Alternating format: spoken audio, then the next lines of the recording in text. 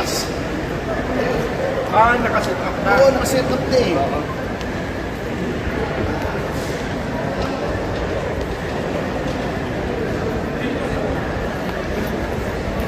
Interview ka na, boss. Ihilang ako. Ako muna.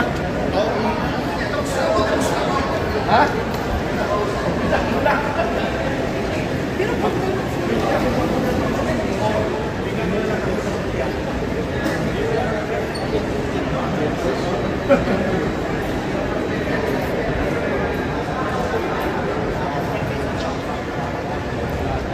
Ka-live na sa Facebook ko. Facebook ko. Sa Facebook ko naka-live.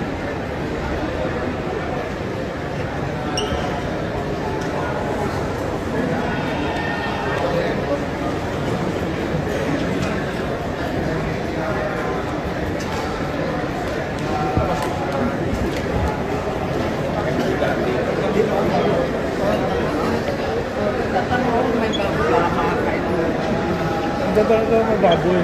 Pinakain nila. Ano lang naman yung iba. Ano yun si... Ano na eh? Pare. May baboy na ba? Baboy?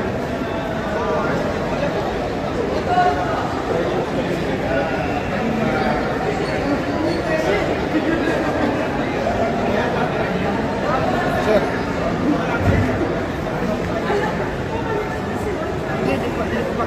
Tuna.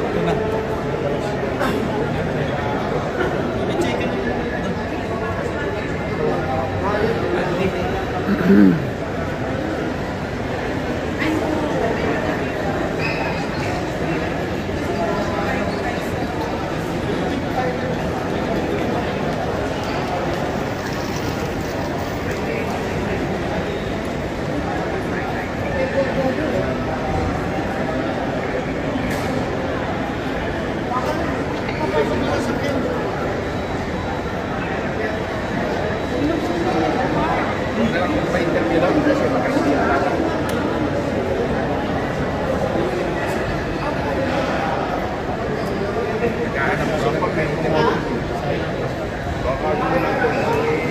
Babasahan pa natin. Ito ngayon. Babasahan pa. Ay, duda.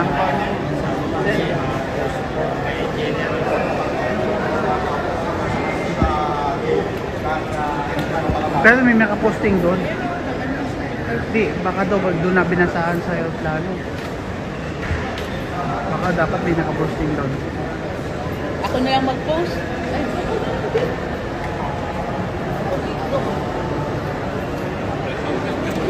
Sino naman? Kasi sa Chris Didit.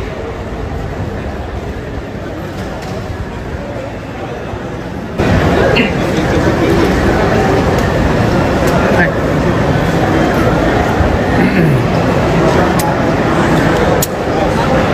Ayan na.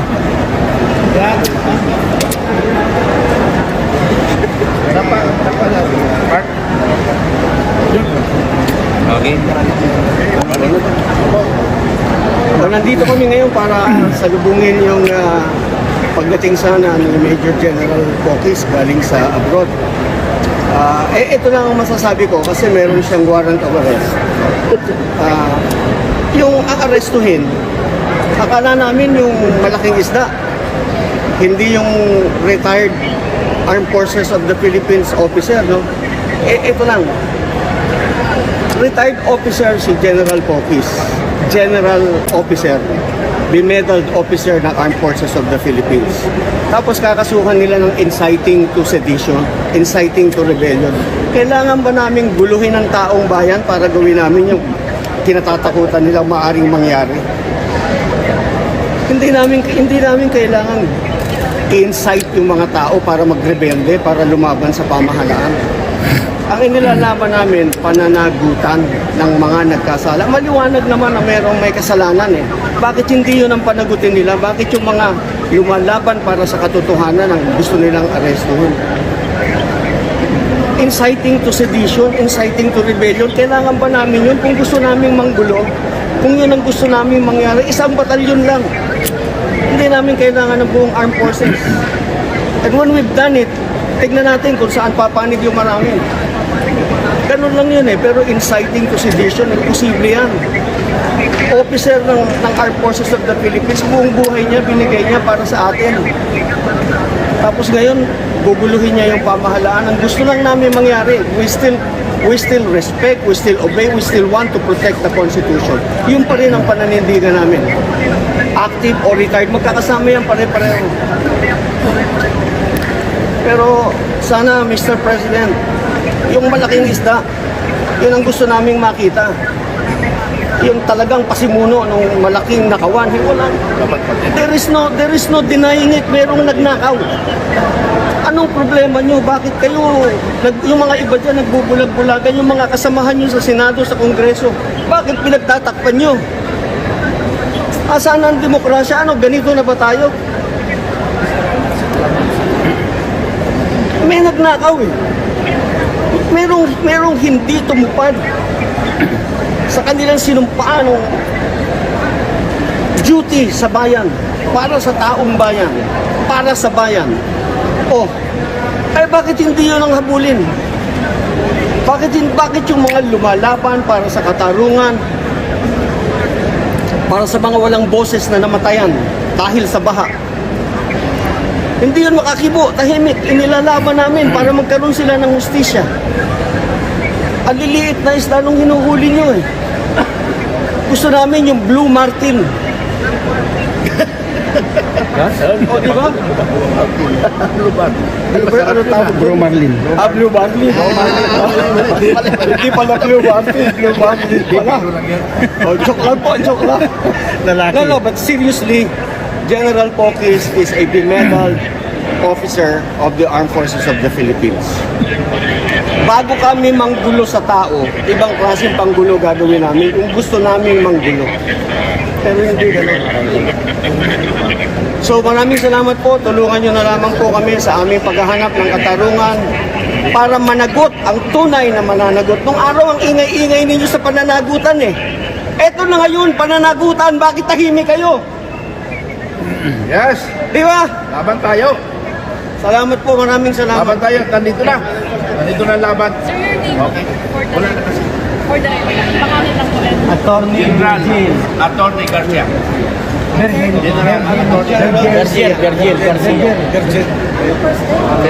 General and same time attorney. General Virgilio Garcia. Jago. Saan yung auto mo? Standby lang. Kasal ko ni College Kelly. Virgilio ba? Virgilio.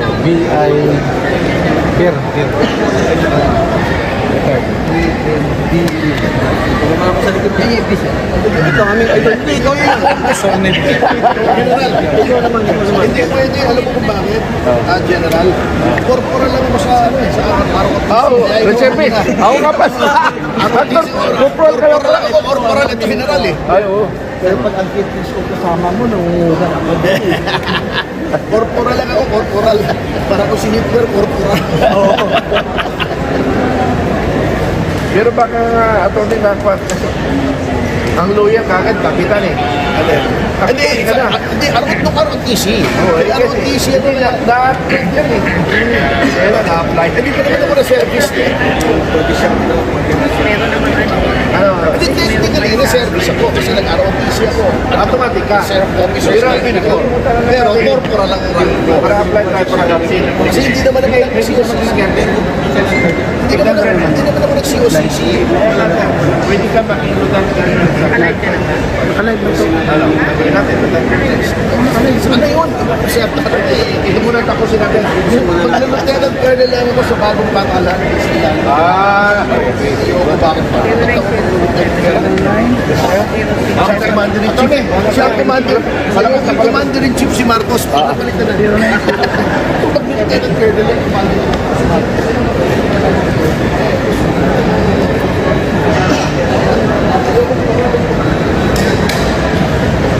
asa si General?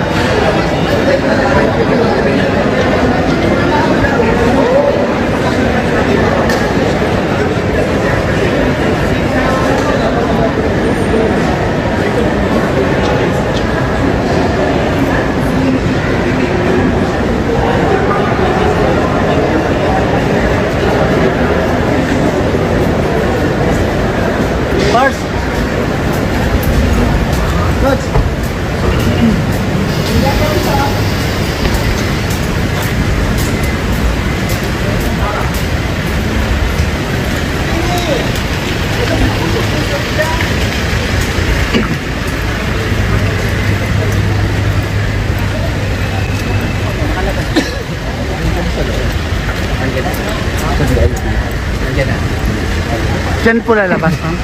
Dito daw. O hindi na doon sa loob? Dito yung VIP. Ilagay niya rin kasi paglabas ko.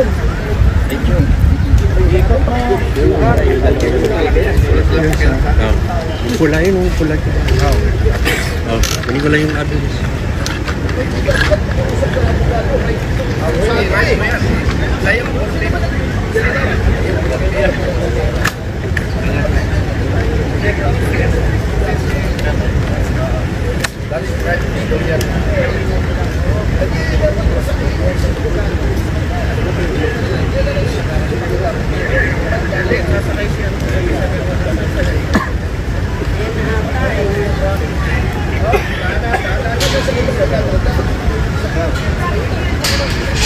Yun na, palabas na.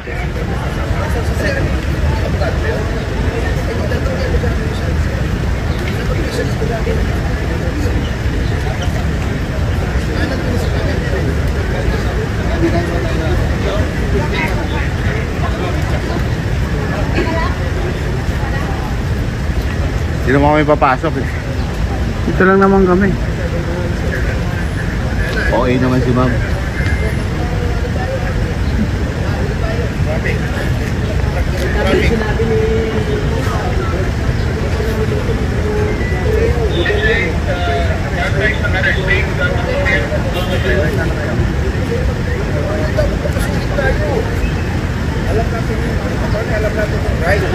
Pero hindi naman nila alam. Oo, dapat kasabay na isa. Hindi alam na yan.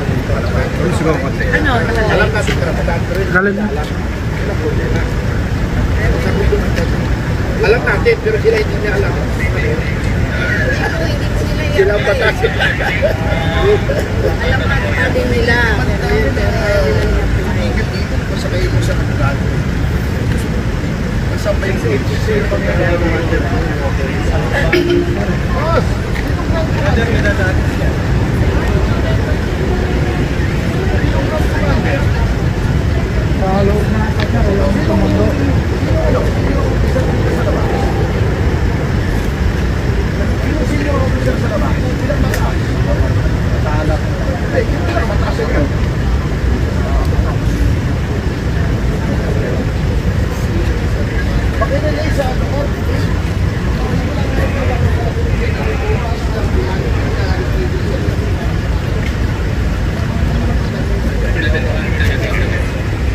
Sumulang yan.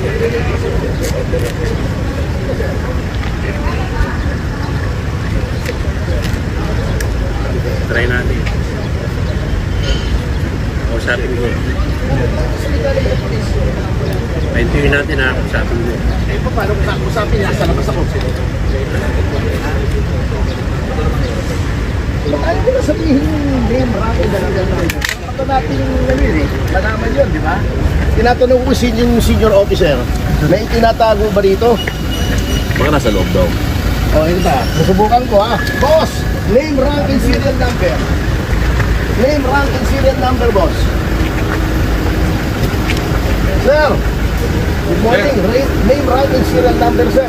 Sir, hindi ko ako yung... Hindi ba kayo pulis? Balik, kahit na po, kahit na.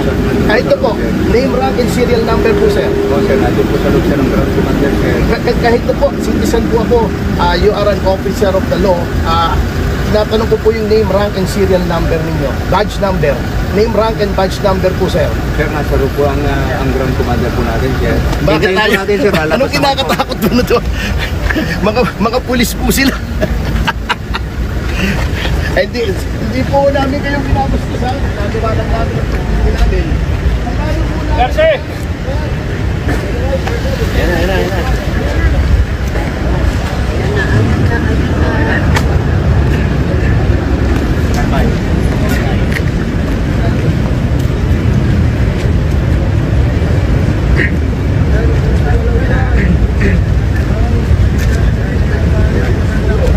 Pwede ba ako dito?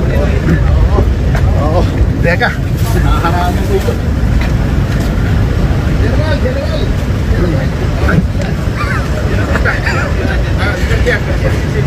Marami natin yun. Demand at kayo sumakay. Kamarong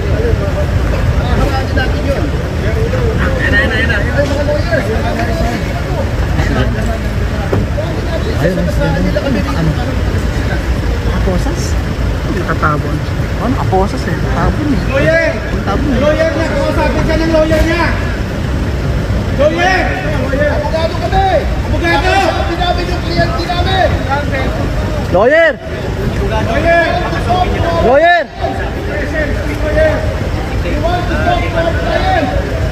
Lawyer! Ayan! Lawyer! Present! Lawyer! Naka-handcuff na si Pinag-Electronic Focus. Handcuff. Handcuff na po mga kababayan. So ayan na, inaresto na siya. Hindi kayo makakalabas dito! Hindi kayo kausapin ng lawyer! Parado talaga. Ganda ng tao! Sige, sige. Harangin natin! Taong bayan ang batas. Taong bayan ang batas natin. Dapat may presence. Morning po! Sir! Yung lawyer, papasukin! Ay, gusto po namin makausap yung... Ano po? Yung... Hindi natin siya kuwan. Kaya gusto namin makausap yung commander ng arresting officer. Arresting yung arresting! Okay, arresting team. Gusto namin makausap yung senior commander. Yung pinaka-taas. Ating leader. Pwedeng isasakay na walang hamadang Papasukin yan! Pag walang lawyer yan!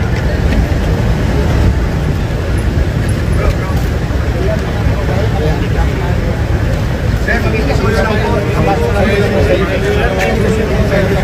Sir, magkikisulo lang po, sir.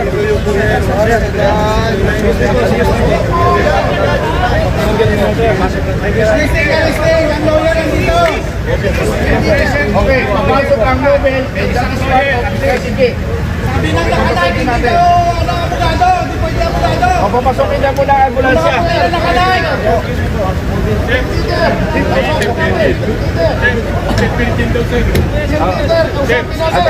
Atone, nandito yung heavy na pulis nila. Ito.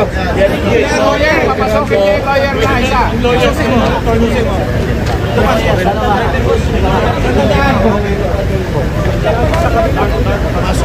Pumasok dito.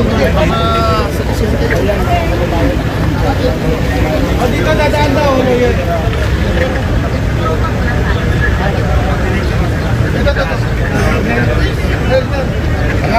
Mga kapatid, pakinggan niyo yung aming kahilingan. Kami ang batas, ang taong bayan ang batas. Pakinggan niyo ang aming kahilingan. Kayo ay aming pinapasweldoan lamang. Lawyer lang, lawyer. Huwag tayong susunod sa illegal na order. Pakiusap lang namin. Umulog kayo sa batas! Kayo Huwag tayong susunod sa illegal. Sundin natin ang proseso. kayo mismo ang lumalaban sa batas! Kayo ang tagapagpatupad ng tama, hindi mali. Dapat marinig nyo, maintindihan nyo ang sinasabi namin. Simple lang naman, lawyer. Pakipag-usap ang lawyer, tuluyan.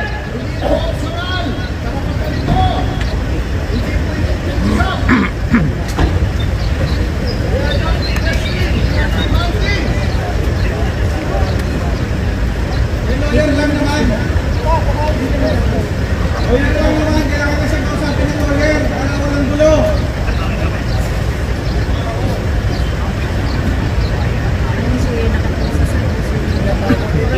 Ayan, at least, Misha, nakita nyo.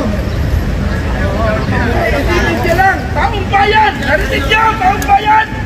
Hindi na umihira lang batas. Yung lawyer, ayaw patuloyin. Ito ang tinatawag batas militar, silently.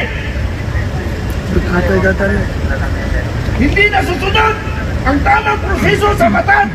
Violation po yan ng constitutional right. Kung ina-arresto ninyo. Kayo pa mga ordinary Pilipino, pumapayag kayo na. Oh, ano na sa kabila? Wala tayong nagagawa. Ayan, mga kababayan. Yan, hindi matupad sa batas. Ang nanakas na kinidnap! Pangina nyo kasi. Kinidnap! Ayan, kinidnap! Ayun, mga kinidnap nila! Silvia na.